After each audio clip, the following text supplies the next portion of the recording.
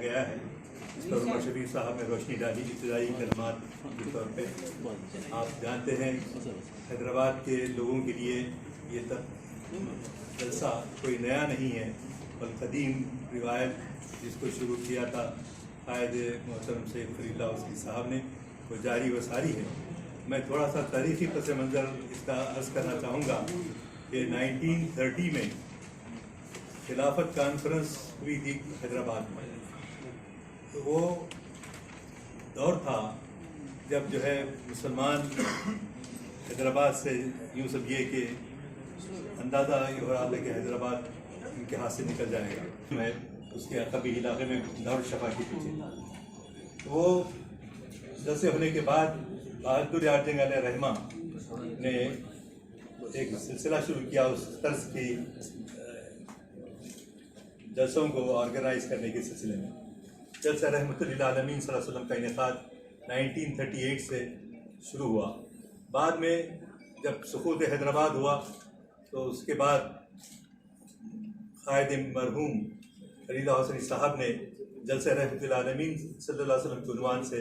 ان جلسوں کا آغاز کیا۔ سب سے پہلے میں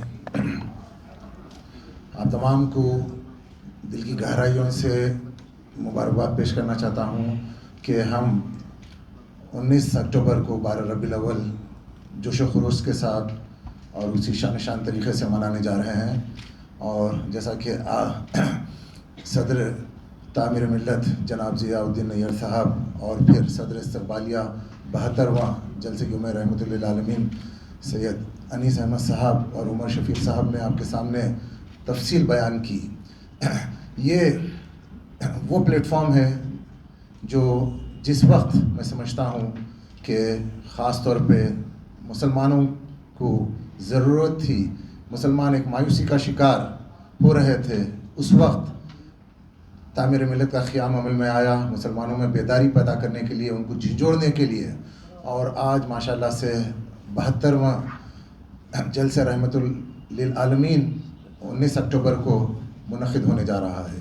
جیسا کہ صدر استقبالیہ جناب انیس صاحب نے کہا کہ دن بہ دن ہم دیکھتے جا رہے ہیں کہ جو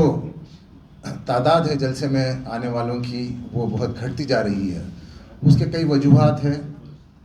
کیونکہ اس سے پہلے بھی کئی جلسے شہر میں منعقد ہوتے ہیں، اور ہمارا جو جلسہ جو ہوتا ہے صبح 9 بجے سے شروع ہوتا ہے، اور مسلمانوں میں آج کل ایک نیا رجحان خاص طور پہ نوجوانوں میں جو پایا جا رہا ہے کہ رات میں دیر سے سوتے ہیں اور صبح دیر سے جاگتے ہیں۔ اس کی وجہ سے ہم دیکھ رہے ہیں کہ جلسہ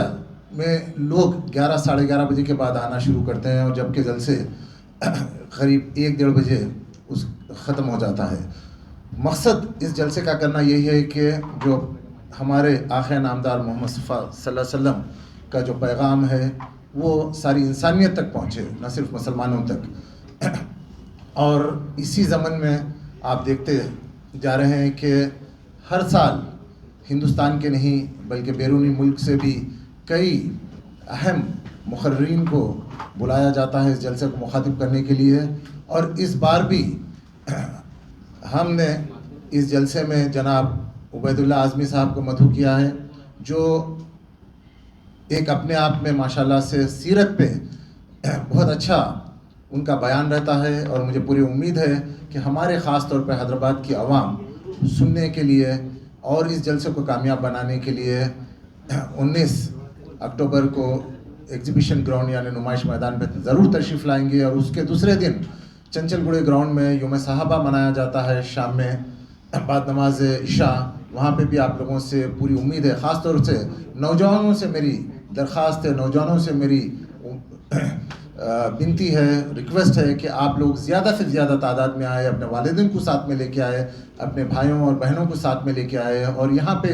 دونوں جلسوں میں خاص طور پہ خواتین کا خاص انتظام، خصوصی انتظام کیا جاتا ہے۔ اور جیسا کہ صدر محترم نے آپ کے سامنے پوری تفصیل رکھی، اور میں سمجھتا ہوں کہ ایک پریس نوٹ بھی آپ کے ہینڈ اوور کیا گیا ہے، بس ان چند کلمات کے ساتھ میں پھر سے ایک بار میں آپ تمام سے اپیل کرتا ہوں کہ اس جلسے کو زیادہ سے زیادہ تعداد میں شرکت فرما کر کامیاب بنائیں، کیونکہ یہ جو جلسہ ہے اس سے ایک بہت بڑا میسیج ساری دنیا میں جاتا ہے۔ یہ جلسہ نہ صرف حیدرآباد کے لیے ہی نہیں بلکہ ہندوستان میں نہیں بلکہ ساری دنیا میں اپنا ایک منفرد مقام رکھتا ہے۔ تو آپ زیادہ سے زیادہ شرکت فرما کے وہ جو میسیج ہے ہمارے آقا نامدار محمد مصطفیٰ صلی اللہ علیہ وسلم کا ساری انسانیت کے لیے، اس میسیج کو عام کرنے میں آپ بہت بڑا رول ادا کر سکتے ہیں۔ شکریہ، خدا حافظ۔